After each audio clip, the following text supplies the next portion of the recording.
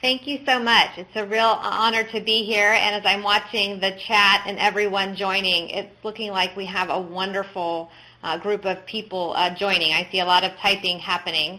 So I'm going to maybe go a little slowly through the introduction as I know folks are joining. I'm going to tell you a little bit about myself, a little bit about what we're going to discuss today, and then I will also reach out and ask to hear a little bit about you via the online poll. So I will transition to our slides and start the webinar. So for those of you who don't know, Futures Without Violence used to be the Family Violence Prevention Fund. That's how many people know us. We do a lot of work around the healthcare system and children exposed to violence, and house the National Health Resource Center on Domestic Violence that's funded out of the Department of Health and Human Services. We are based in San Francisco, though we do have small offices in D.C. and Boston. I am in our Washington, D.C. office doing our public policy work. We were founded now more than 35 years ago.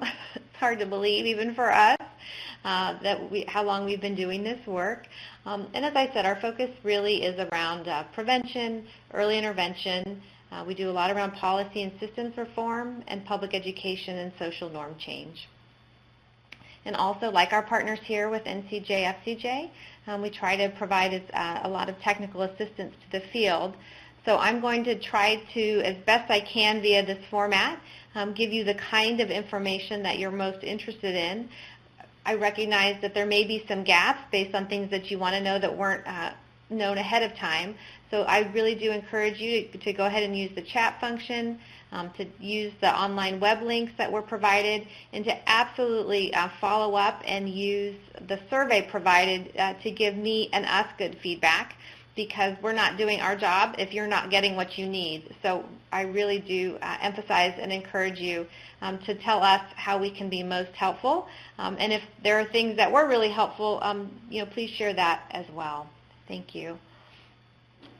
Okay. This is me. As was said, I'm the Director of Policy for our DC office. I've been here now 16 years, starting next week. And prior to that, I worked on Capitol Hill for a member of Congress from New York, and I handled many of his women's issues, his poverty and civil rights issues. And importantly, he was a member of the Appropriations Committee, so I got a firsthand view of how to help get more funding for the kinds of programs that we all need and care about. With that, I would love to hear a little bit about who you are and who's on the call. So I asked you to go ahead and answer question number 1, who is here today, and if you could please click so I know who you're sort of with and what type of organization you represent. And I'll hold on for just a few seconds while folks fill that out.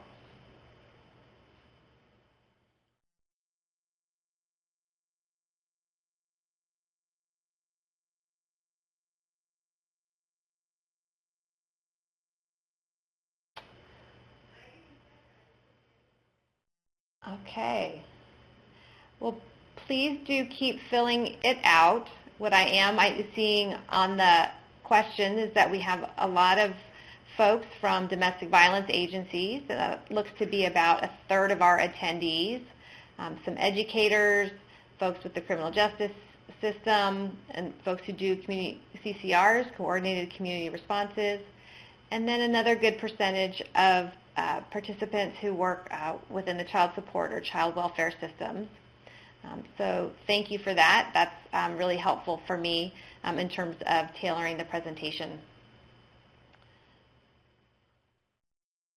Okay, an overview of today's presentation. We'd like you to know what we're going to talk about. The intersections of child welfare and domestic violence, with a little overview of children exposed to violence generally. We're going to talk very specifically about CAPTA, the Child Abuse Prevention and Treatment Act, and what provisions specifically relate to the overlap of domestic violence and child welfare. Futures did a study of states after the passage of CAPTA about how implementation was going, and so we have some results from that. And we'll also talk about key recommendations for the future because CAPTA and FIPSA, the Family Violence Prevention and Services Act, which funds many of our local domestic violence shelters, both just recently expired. Doesn't mean they're going away, so there's no panic, but it does create an opportunity to look closely at them, how they're working, and gather ideas for what might be the best ways to improve them for future years. I also know that many people are interested in how CAPTA might fund joint collaborative work between domestic violence and child welfare or child serving agencies. So I will also talk a little bit at the end about other potential funding sources or other potential resources that might be available to improve the collaboration and joint work around domestic violence and children, and again also some very just practical issues about where there's some money to do it.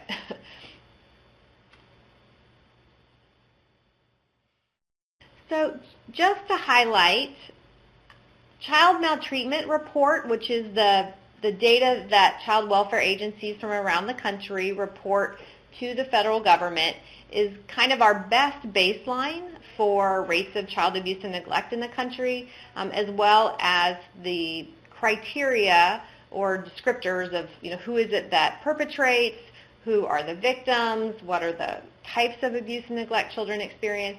It gives us our best baseline data. It's by no means perfect, so I never want to say this is definitely the exact amount, but it does give us a sense of what's happening out there. So child maltreatment for 2013, so that's a slight lag in terms of getting the data collected and reported, shows that about 27% of the victims of child maltreatment in their system, children who are identified as victims of abuse or neglect, cited domestic violence as one of the risk factors for being in child welfare. And 15.4% of child fatalities, according to this data, had domestic violence as a factor. We don't get the exact details the way you would in a child fatality report, but it does give you some sense. Now, this is actually a decline from the previous year, and we don't know if that marks a genuine decline or if it's just kind of a one-year anomaly. So we'll continue to look at future years' data. Now, there's a couple important caveats, and I emphasize this only because we really like to work closely with state partners about getting states to get better data because that does help us just know how we need to tailor our services, and importantly, helps us make the case for why we need to address domestic violence or the other issues that impact child abuse and neglect. So importantly, only 30 states report, and some of the big states are missing. So for instance, my home state of California does not report data on this, which is definitely a problem. And by that I mean reporting data on domestic violence specifically as a risk factor. So they do submit child maltreatment data. The other thing that gives us some pause about the full accuracy of that data and collecting data around domestic violence is the wide discrepancy among the states, and also the degree to which the rates reported don't mirror in any way the rates we see at the state level of domestic violence or of domestic violence fatalities generally. For instance, Alabama reports only 1%, I think it's 1.4% of their cases had domestic violence as a risk factor, whereas Michigan cited 50%. And I think most of us on the call probably know that probably it's a little bit closer to 50% than it is to 1%, but that we know the data, that clearly is a bigger gap than exists in the real world. What we also know when we look at child fatality reports or other very local or state-specific reports is that we tend to see domestic violence more often as a risk factor in that child fatality.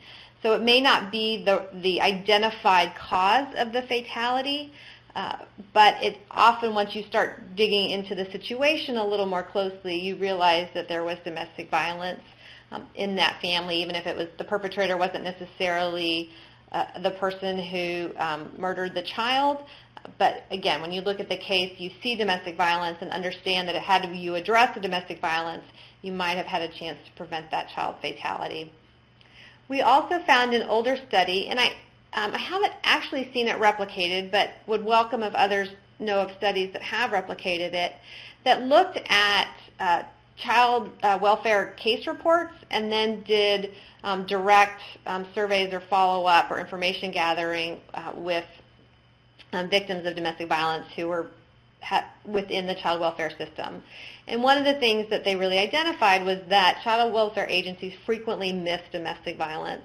Now, this is a little bit older, so we'd love to think that systems are getting better at recognizing it, but it is important to note that just because what's reported to the system isn't necessarily, again, the objective measure of what's really happening in the world. As I mentioned, the data around the child maltreatment reports don't necessarily match domestic violence rates. Right? Rates of domestic violence in Michigan are not 50 times that of rates within Alabama. We know that. So we recognize that we need to get better at collecting the data and working closely between domestic violence agencies and child welfare agencies to be capturing good data. We also know that, according to other surveys that look just at children exposed to violence generally, so not necessarily those that come into contact with the child welfare system, up to a third of children in this country are exposed to domestic violence by the time they're 17. So we know the rates are pretty high, and we know that that is not reflected in our child welfare agency numbers. Now, that's not necessarily a bad thing. Right? Because we don't necessarily need every case of domestic violence reported to a child welfare agency. But again, it does give you a sense of, there's a lot happening that's not necessarily brought to the attention of child welfare. We also know, just in looking at the child maltreatment data, that there are a very small percentage of cases involve child sexual abuse. I'd like to think that that's a good thing and that it means that there's not child sexual abuse happening out there. But again, one of the concerns we have with agencies missing domestic violence, however, is that we know there is a higher overlap of child sexual abuse, again, in cases where there's an abusive husband, partner, boyfriend, father of the child. So we want to be sure, again, that we're capturing the domestic violence and understanding how it poses a risk to that family.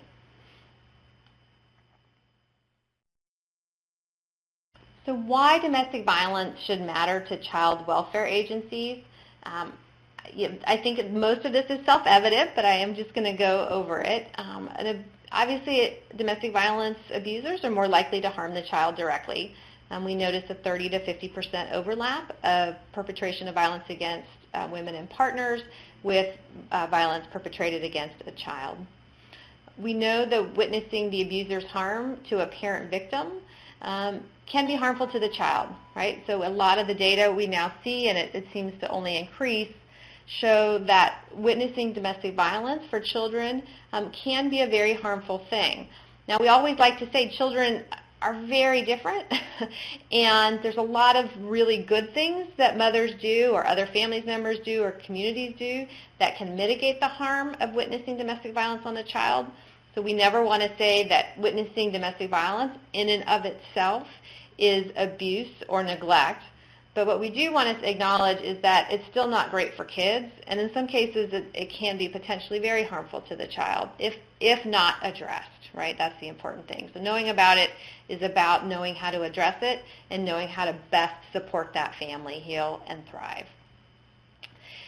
We also know that violence can, at times, compromise the mother's ability to care for and connect with her child.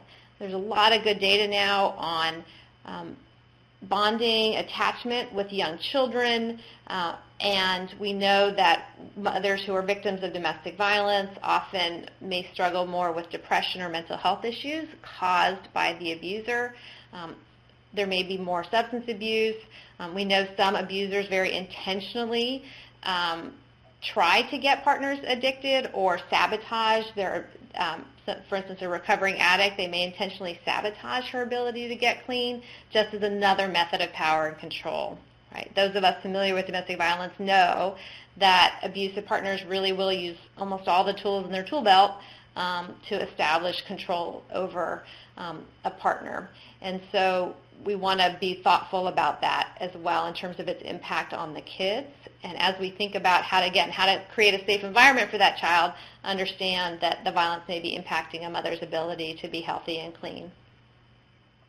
We know abusive partners will intentionally sabotage someone's ability to go to school, be at their job on time, so things like at the last minute withholding child care. So all of a sudden she has to call in sick to work, or she has to leave the child without child care, right? Often forced to choose between going to a class, going to a job, and the safety and security of the child. And occasionally we see higher rates of harsh parenting in families where we know there's domestic violence. The recent Commission on Child Fatality also looked at domestic violence as a risk factor in child fatalities across the country, and the report included this quote: "Research shows that perpetrators of domestic violence present a risk not only to their spouses or partners, but also to their children in the home." Again, though, I really want to emphasize two really important things in terms of what this means for a response, which is that the response in that situation is to hold the perpetrator accountable for their behavior. If it is their behavior that is putting the child at risk, we need child welfare reports, for instance, to document that accurately. It is not the mother putting the child at risk necessarily, it is the perpetrator. If that's the person who's creating the abuse, we need to document that carefully. We also know that many moms who are abused are still fabulous, wonderful moms. And we need to always remember that and not just go, oh my gosh, if she's in a domestic violence situation, she must not love her children, which I feel like we're past that in most cases, but every once in a while I do still hear stories that people assume that if a mom is in an abusive relationship that it must be because she's somehow choosing him over her children. And we know that that's not always the case and almost never the case. So we need to remember that moms are often doing the best they can. They may make decisions when they're in a domestic violence situation that to someone who doesn't understand domestic violence seem wrong or bad or not protective of their child. So this is why we really encourage good data on domestic violence, right? Getting back to that original point, because it's key to helping a mother help keep her child safe, and for that child to be safe, it's understanding the violence, understanding the risk factors associated with it, understanding the protective strategies that she may be taking, and helping support her and that child. We still say the best way to help a mom is to help their child. The best way to help a child is to help their mom.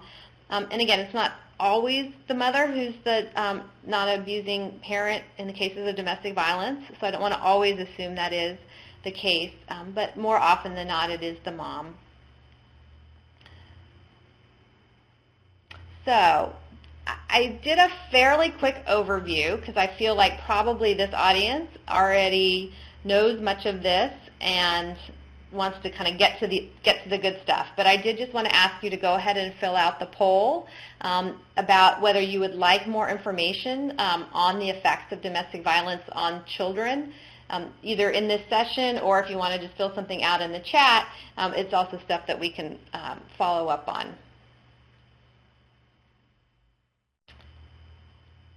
And okay.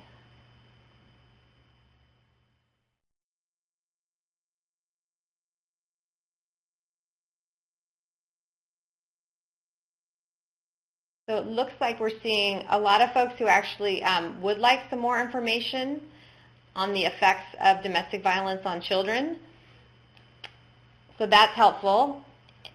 And as a part of that, what I'm also now going to ask folks to do is if we can move on to the second question that looks at adverse childhood experiences, because that's one of the key studies that talks about the impacts of violence and exposure to extreme adversity on children's development. So if you could fill out that poll as well.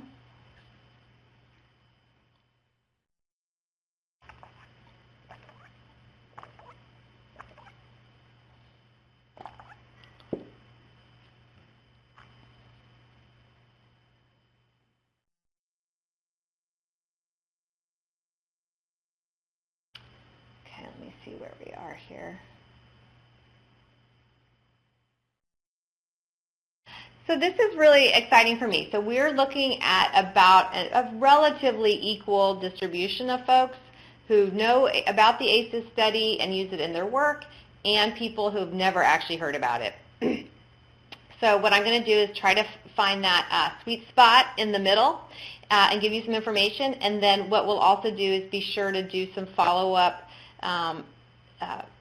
written email, or we'll send you to accurate websites that can give you even more details about ACEs and about tools for applying it in your work.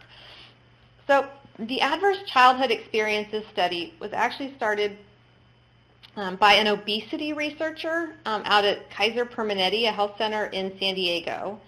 And he started by trying to understand why people in his weight loss program, and these were people who were very severely overweight, were dropping out of the program, particularly the ones who were being successful, right? He thought, well, that's kind of strange. You would think that the people who are most successful would be the ones who are most excited and want to stay with the program. And in doing that research, he came across other research that said, age, and I hate this term, but this was the term at the time, right, that age of sexual debut has an impact on weight, predominantly for women. And so he started asking his clients about age of sexual debut. It just became one of his standard questions. And what he unfortunately and sadly quickly realized was that there was a very high percentage of clients who had experiences with child sexual abuse. And he tells this very heartbreaking story of his moment when he discovered this, of asking a client, it was a sort of a fumble of a question. He jokes, because I'm an obesity person, I always ask people, how much did you weigh when? How much did you weigh when? And he talks about asking this woman, how much did you weigh when, your age of sexual debut? And she said 40 pounds. And he went, as he's collecting his thoughts, she says, I was 8, and it was my dad. And he had this light bulb, and he started going, oh my goodness, and started asking more clients, discovered that about a quarter of his patients had experienced child sexual abuse. And this was a very middle-class, insured population in San Diego, and he didn't even believe his data at first, partnered with the CDC epidemiologist to really systematize the screening of questions. And then he started, as he was doing this research, to start adding in other questions to really try to understand how what happened in childhood impacted people's health as they aged. What's incredibly powerful about this research is because he was a Kaiser physician, he had access to all of people's health information, right, for many, many years. So he knew how many prescriptions they were getting for COPD even. He knew if they were having asthma attacks. He knew if they were managing their diabetes. He saw, in some cases, whether they died prematurely. And so over the years, this partnership between Kaiser and the CDC, they've documented what became kind of the 10, what are known as the ACEs, the Adverse Childhood Experiences, that very powerfully predict health consequences as you age. And so it looked at exposure to domestic violence, a parent who was incarcerated, having a parent who was had a substance abuse issue, and again, exposure to these 10 things, the more of these things that you were exposed to as a child, the more likely it had an impact on your health, including most powerfully rates of addiction, substance abuse, mental health issues.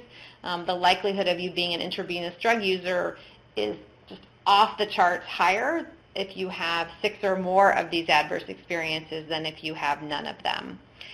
And what we also know is that, again, child abuse and neglect, sexual abuse, exposure to domestic violence, the loss of a parent. So a domestic violence situation almost automatically gives you an ACE score of about 3 or 4 as a child. What we then also know about domestic violence is that often it compromises the ability of the non-abusing parent to be as present and supportive for the child who's witnessing the abuse. So when we talk about the impacts of traumatic experiences on children, we talk about what's sort of the bad things that are happening, but then on the other side of that scale, what are the good things that are supporting that child's health and sense of safety and sense of healing? And what happens in domestic violence cases, we know, is that it's both this very frightening and scary set of things that are happening between the people who are supposed to care for you from a child's perspective, and then that often the parent is loving, and in some cases it is both parents, right? We know in many domestic violence cases, the men involved may still very much try and want to be good and loving parents, which can be complicated, even more complicated, right? And so we also see that kind of the double whammy, right? So the traumatic event to the child's development without as often the protective, resilience-building, supportive environment that could counterbalance some of that trauma. So that's why we know that domestic violence situations have a particularly profound impact on children.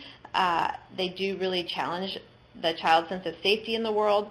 What we also know about young children is when you look at developmental milestones, often one of the things that's most important for a child to development is to have a sense of safety in the world, right? So children won't try to start walking if they're always scared that when they start walking they're going to get knocked down, right? They don't start exploring their world if every time they explore their world they're hit or punished. And you can't kind of get to that next stage. You don't get to running if you don't walk, right? And so you don't get to reading if you don't talk, or have someone talk to you or interact with you. So these are some of the important effects, and there's some really good data on this that turns out is actually on the Council's website as well. They've done a whole set of series on trauma and ACEs. We at Futures Without Violence have that as well. So that's sort of a quick response. And then with that, I'm going to go ahead and move on to the next set of slides.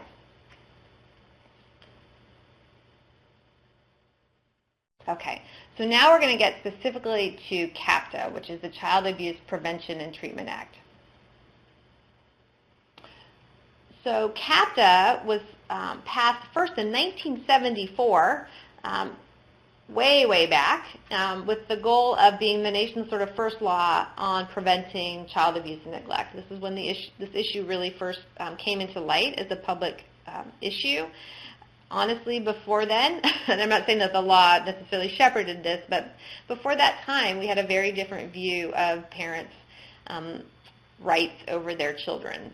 And so this was our first really iteration as a country into thinking about it. Maybe it's not okay to abuse or neglect your children. It's also really important to know that most cases of child abuse, and I'm putting that in air quotes, are really neglect. About 3/4 of the time a parent is charged with abuse or neglect, it's really neglect. And often that neglect is their ability to provide supervision, their ability to provide safe housing. It's not necessarily because someone is physically abusing the child. CAPTA was last reauthorized in 2010 along with FIPSA, and as I mentioned earlier, it expired in 2015, which doesn't, again, mean it goes away. It does mean, though, that we have an opportunity to assess how it's been working and to propose some changes to make it better. Core elements of CAPTA, as I mentioned, it is the main federal law on prevention of child abuse and neglect. It is much smaller than what we call 4E and 4B, and those are the sections of the Social Security Act that oversee the child welfare system, and they are much bigger, and they are largely about funding foster care. That's honestly the biggest chunk of the money in the child welfare system, and unfortunately not nearly as many services for parents, I think, as many people would like, though I have some good news on that front. And really, just to give you a sense, it's about $7 billion in the system that's about addressing violence after the fact versus the $94 million that goes into CAPTA, and really only about half of which is about true prevention services, and the other half is a lot about funding the child, investigation, response, and services.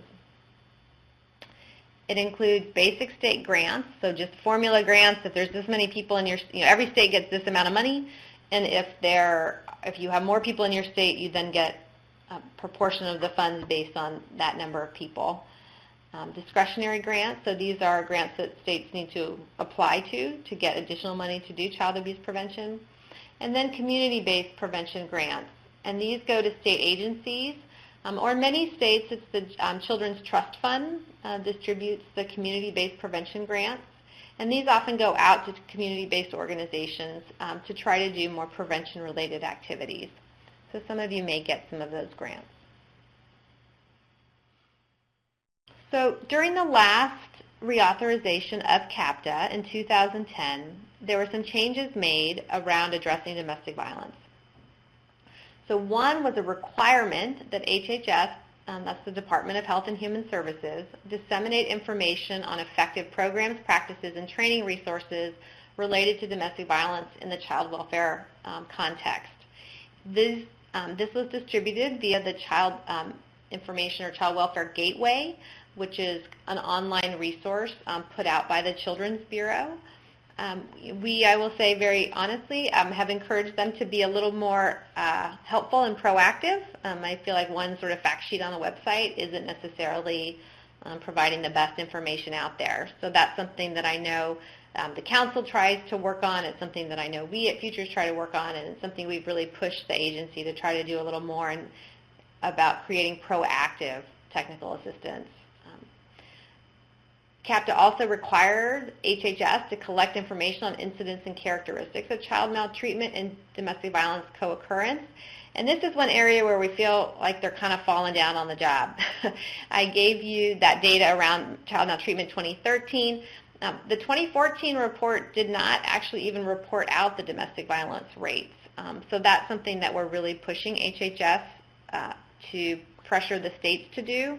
But it's something that we would also really encourage you who are working in the states and doing the honest-to-God actual work of this to really try to push your state child welfare agency to collect better data on domestic violence and then to report it clearly so we can be more creative about solving this issue and helping families experiencing both. What it also does, and I think this is probably why many people are excited about it, is it authorizes training and technical assistance to providers of mental health, substance abuse, and domestic violence prevention services with regard to child maltreatment, which means CAPTA money can go to do DV services, and that's important. It also authorizes, authorizes means they're allowed to do it, but it's not a requirement, right? So the first one was a requirement. These last couple are allowed to use this money to do this service. But it means that you as advocates need to go ask. Unless you're blessed to be one of those states where the leadership is really proactive, it may mean you as an advocate need to go say, hey, I know CAPTA authorizes us to do this DV work. We need to start allocating some of those resources to do domestic violence or child welfare collaborations. And then, as I said, it also authorizes collaborations and services between DV agencies and child welfare. So, for instance, having a domestic violence advocate within a child welfare agency could be supported by CAPTA dollars. And then it also finally provides, the last change was research on what are good collaborations between CPS and DV services. For instance, we've looked at what's better. Is it better to have a domestic violence advocate that actually every day is in a child welfare agency and actually becomes an employee of the child welfare agency? Is it better if they stay an employee of the domestic violence agency? Or is it better if you have what we call sort of domestic violence expertise on call so that you have a consultant who could come in and provide case consultation but isn't necessarily an employee of the child welfare agency? Those are some of the models that states and counties have used, and we'd love to know more about if there seems to be better outcomes with one model over the other. The preliminary research seems to suggest that, that magic research answer, it depends, but that the far bigger issue we've discovered is that it's about having access to expertise that is readily available. And depending on how confidentiality works in your district or state, whether you want the DV expertise to be an employee of a DV agency or an employee of the child welfare agency really is best worked out on a local basis. So that's just a little hint of that work. We at Futures then did an evaluation in 2014.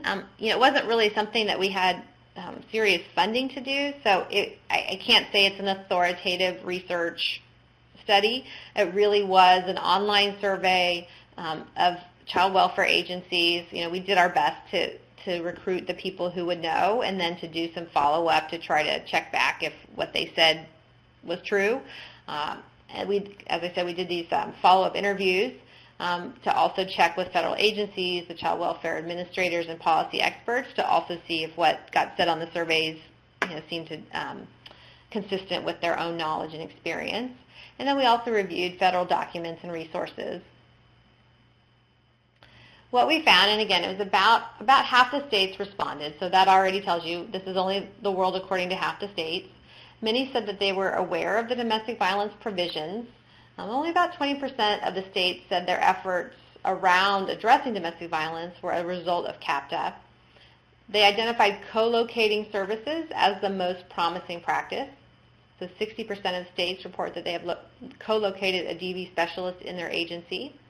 But that still tells you that 40% haven't.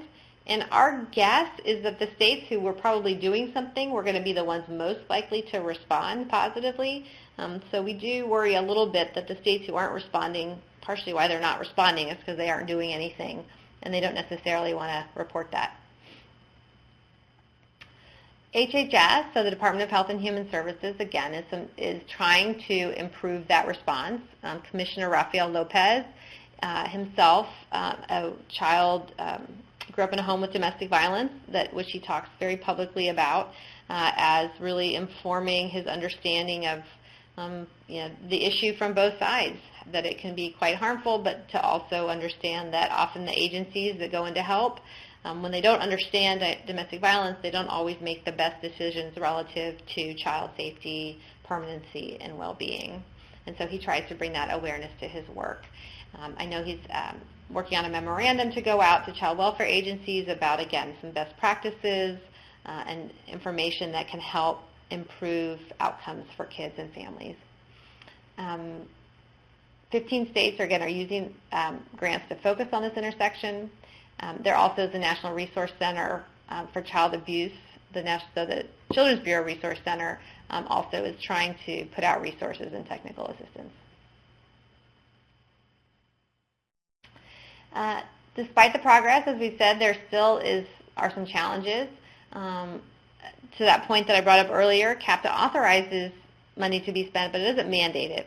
And so I think one of the things that we're considering is some sort of whether we want to try to move to mandating improved response to domestic violence, and whether there's a percentage required or whether there's a certain amount required once appropriations reach a certain level. We're still thinking about, but there is a concern that unless it's a mandate, it won't get done. There's not enough money. As you saw that imbalance, the overwhelming majority of the money goes to pay foster families, and while we all want good, strong foster families and systems in place for kids who do have to be removed, just about I think everybody top to bottom believes that ideally we can keep children with their families, and particularly in cases of domestic violence, often there is a parent who is very willing and capable of loving and caring for that child if you could address the violence, and that often means addressing the perpetrator. So if you understand it better, you can address it better. We still don't have the data we need. Child welfare is dealing with a lot of competing priorities. Whether a parent is also experiencing substance abuse or depression, that also clearly has an impact on the ability to care for that child, whether she is homeless. While technically a parent should not lose custody of their child because of poverty, we know that so much of children are removed from their home because of a parent's inability to, provide safe supervision or housing, which is very often about poverty more than anything else. And we want the child welfare system to address that too. Often, again, a webinar doesn't always do it. As much as I think they're fabulous, of course, and thank you all for being here, my guess is many of you will take information and then have a lot of questions that you would like individual help answering, or will need, would love personal assistance, and how do I make this work in my particular agency? We certainly will try to help with some of that, but we know right now the current resources, don't provide funding to help every domestic violence or child welfare agency around the country. I think we talked largely about this, where states are addressing it through co-location, training, relationship building, other funding. For those of you who know about the Victims of Crime Act, and if you don't, please ask, because the Crime Victims Fund received triple funding these last 2 years, and this is money that goes directly to states to help meet the needs of victims of crime. And we've seen that many places around the country are using funding from the Crime Victims Fund to fund children's advocates, for instance, within DV programs. So we see this is a new pot of money that's specifically to meet the needs of victims of crime. Domestic violence and child abuse are two areas that are specifically identified in the law as priority uses for the funds. So that is a source of immediate potential funding in your state, where there's actually been an increase in funds, which we can't say that about most things. Many of you might know about differential response or alternative response, and this is this idea that a family may need help. Ideally, our child welfare system is one that that is about helping and supporting families. That's why most people go into child welfare. It really is about caring and loving kids and supporting their families. And so this new approach really lets child welfare agencies make, many would argue, better decisions that are more tailored to what's going on with a particular family. So they don't necessarily need to come into the system in a way that's more threatening, but really is a way that's how do we support this family? So instead of being shifted, it's kind of sort of two tracks. So you go in, the situation is addressed, and then you can go into sort of this alternative response track, which is really about how do we how do we help this family find stable housing? How do we help repair the car because she could get the kid to school on time every day if she just had a new set of tires? So things like that often are much better addressed through alternative response and not bringing a mother in through this whole investigative process. And then we talked about ACEs. So folks are doing a lot of training around ACEs within the domestic violence and child welfare agencies. The other thing I just wanted to put in, it wasn't necessarily the topic, but it is the thing we often get asked about, is are there things that we know work to help meet the needs of kids in domestic violence situations, and also that help mothers or parents thrive in caring for their children, even if they are in a domestic or have been in a domestic violence situation. So we at Futures Without Violence are funded by HHS to identify good programs, specifically from the domestic violence side. So these are programs that work in domestic violence cases that are supportive of moms and children, and dads too, in many cases. So this is, if you go to the Promising Futures website, and that's also in the web links that you'll see on your screen, is the Promising Futures website that lists a lot of very specific programs, what age group they're for. It also does something that I love, just to take a moment to brag on my colleagues, is that it really tries to break down in the most basic terms what kids need within a domestic violence program setting, and some very specific, take all the research we know about ACEs and trauma and sort of how do we translate that into, what do you do when a mom comes in with her 3 kids at 1 in the morning? And, what can you do immediately? How do you set up your program? You don't need to be, a licensed therapist with, a college degree and 2 years of graduate work, right, to better meet the needs of kids. And so there are some good programs that are at sort of the lay provider level, and absolutely there are some therapy-based programs as well. So we list those. And then what we also know is there's a California clearinghouse on evidence-based programs, and I included that link in this slide as well. We strongly encourage you to look there too. We know that almost all of us are being asked to use evidence-based programs or practices. We also like to talk about evidence-informed practices. Not every good program, though, has been evaluated, and many of the programs that really are culturally based, which we often think are frequently the best programs, aren't also necessarily haven't had the rigorous evaluation that would kind of bump them up to that evidence-based program status, but that they may still be very good. So we don't want to lose those entirely.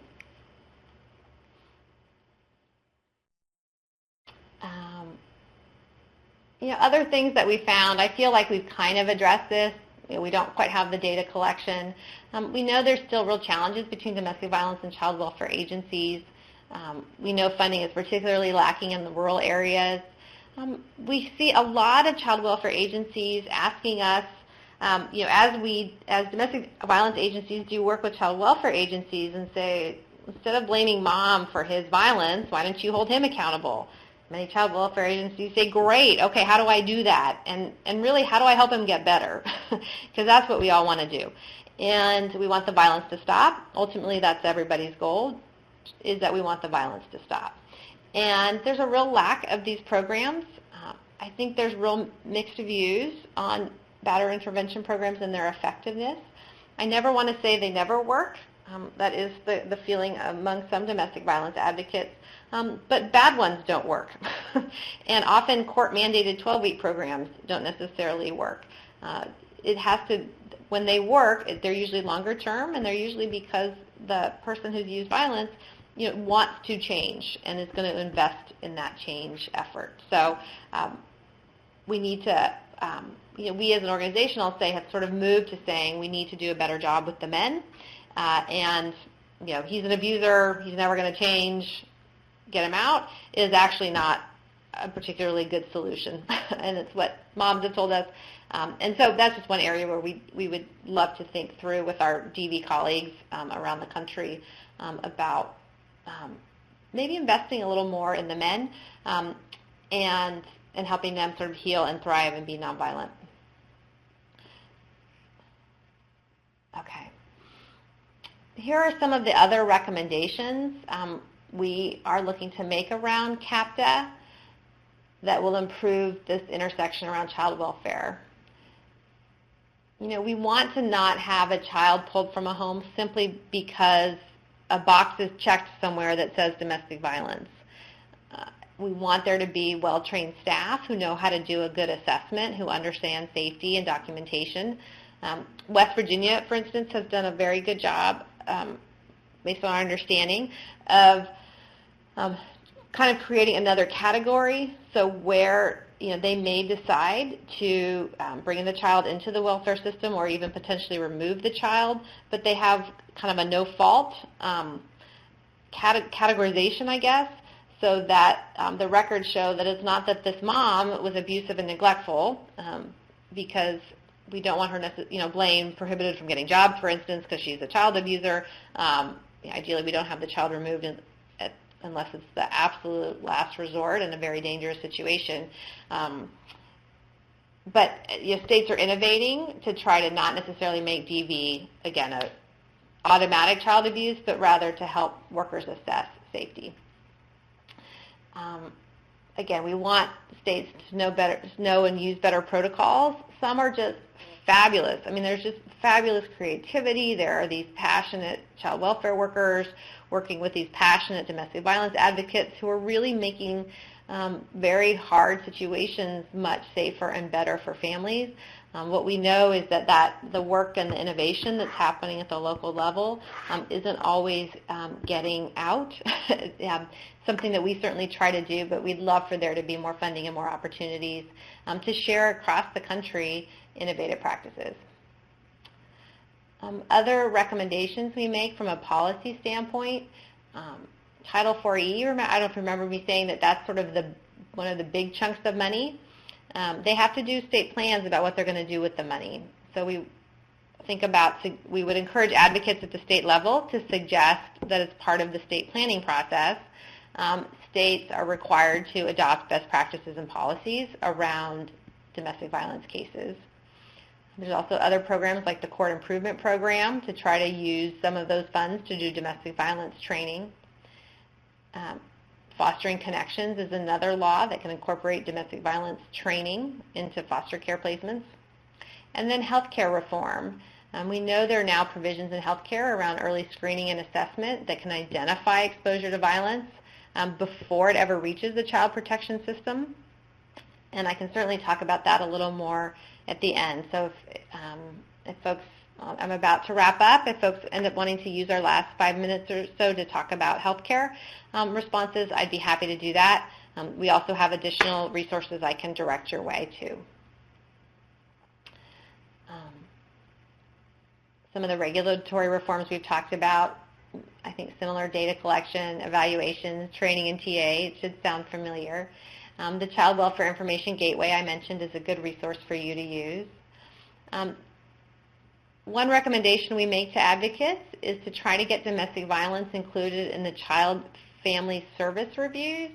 And these are measures, these are when state child welfare systems are evaluated and then have to go through improvement. So they're evaluated and then they have to do these PIPs, which are improvement plans. Can we get, if the data show that DV is not being addressed well, could we get addressing domestic violence included in the plans? I think the other things I've largely talked about already. And again, I think I've touched on most of these issues, that federal leadership needs to address it, that we need good data and technical assistance, and that the CAPTA provisions can help, but we really do need funding. This idea that we're going to ask agencies to do more partnership, to do more meetings, to do more best practices. Most of us, most of you out there, I know, we all want to do the right work, and we don't always have enough hours in the day, and that often means we need more staff, and we need more training, and we just need more time to do good partnership work. It takes time to make systems work well together, and we know that can be tied to funding. Another area I did not want to leave without flagging, if you don't already know this, there is currently a grant out right now. It's a tight squeeze if you don't already know about it, but it's not an impossible squeeze. That there is a new grant program that was included in FIPSA. So as I mentioned, when CAPTA was reauthorized 5 years ago, it was reauthorized with FIPSA. And FIPSA included a new children's program. Because the idea at the time, right, was that they were going to go together. So FIPSA, which is funds domestic violence agencies, had a new children's program. CAPTA, which largely addresses child abuse prevention, had a new domestic violence program. The idea was that they would go in tandem, so each system had resources to work together and do their own system-specific work, and then also the joint work together. So there's funding right now for 10 to 12 demonstration programs through FIPSA. Here is the grant announcement, and it really is about expanding the capacity of domestic violence coalitions and local programs to address domestic violence, and really about preventing future domestic violence by addressing the needs of children exposed to violence. So I encourage you to go look at that as a potential funding source. And then, as I also said, there's I wanted to sort of flag it out there as a please go look, or let us find another time to talk again about how to use healthcare transformation and the Affordable Care Act as a means to get services for children exposed to violence or traumatized moms or children the help that they need. Right now, most children in America have health insurance. and increasingly almost all moms do or should. And within that, there are requirements that of health insurers that they have to screen. They don't have to screen women, but if they do screen, that they can't charge anyone for doing domestic violence screening or services. And so you see a lot more healthcare systems now asking women and assessing for domestic violence and wanting to provide services for domestic violence. And what we're seeing is that a lot of times domestic violence agencies are the far better provider of services for victims of domestic violence. And so we have identified resources. We have them on our website. Happy, again, to do follow-up via this webinar on tools about creating healthcare and domestic violence agency partnerships that can meet the needs of both children exposed to violence and the adults. For children specifically, there's something called it's EPSDT. I feel like I'm in DC. I have to speak in acronyms, but it's the Early Periodic Screening, Diagnostic, and Treatment Program. You don't really need to know that. What you do need to know is that every child on Medicaid, regardless of whether your state expanded Medicaid, is allowed to get a paid-for assessment of anything that they need in terms of their optimal health, and to have the services paid for, right? So we often see kids who may, the kids that come to our attention, right? Not all kids exposed to domestic violence, but the kids that are coming to attention in our system are often kids that may be struggling. And so through EPSDT, all of them who qualify are entitled to get an assessment for what's going on and access to the services. And for some, recently there was a decision made that children's health insurance can now cover maternal depression screening and potentially services for moms who may be depressed. We know there's a real challenge for new moms, even in the healthiest and happiest of homes, to suffer from depression around the birth of their child. We know, again, where there's violence, the rates are often higher. And so now here's another tool for getting moms help and kids help, and also funding some of the best programs that serve moms and kids together, such as parent-child psychotherapy. Again, it's a therapeutic program, so for kids and moms who maybe need a little more intensive help beyond what a good advocate provides every day. There's also strategies for helping domestic violence agencies get paid to do some of this work directly, either through reimbursement from the state directly or through developing healthcare partnerships. So given our time, I just wanted to flag that and let you know about resources that are out there or that we can follow up with you on. And that is me. And I think I was a bad presenter and didn't leave a lot of time for questions. I hope you were perhaps asking them along the way. But please do jump in with the chat if there's something I can answer for you in the next couple minutes, or do the survey follow-up, and it's something we can certainly get back to you on offline.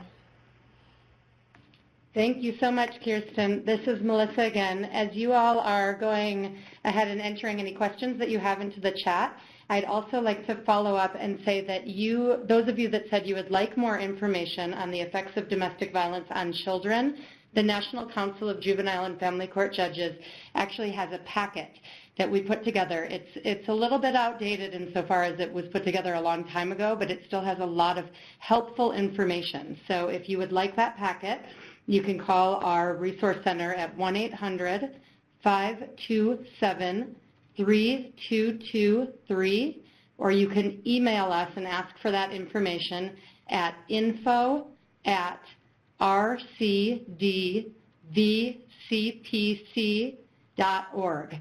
And Alicia is typing that number and that email into the chat box right now. We also have a lot of information on the Resource Center for Domestic Violence, Child Protection, and Custody website. That link is included in your list of web links. And there you can access and sign up for our twice-a-year newsletter that we send out, which is called Synergy. And our last Synergy issue, published just about a month ago, actually talks about CAPTA, ACEs, evidence-based practice, and collaboration, a number of the issues that Kiersten touched upon today. So if you'd like to receive that newsletter or sign up for our biannual newsletter, please go to the website and do that. And we also, I mentioned in the chat box, but for those of you that missed it, we held a webinar last week on parenting after trauma, and that webinar talked a bit about ACEs as well. So we're hoping that that webinar will be up and running on the Resource Center website within the next week. So please take a look there if you're interested. And we just have one question, Melissa, about what the packet is called. The packet is actually called Effects of Domestic Violence on Children.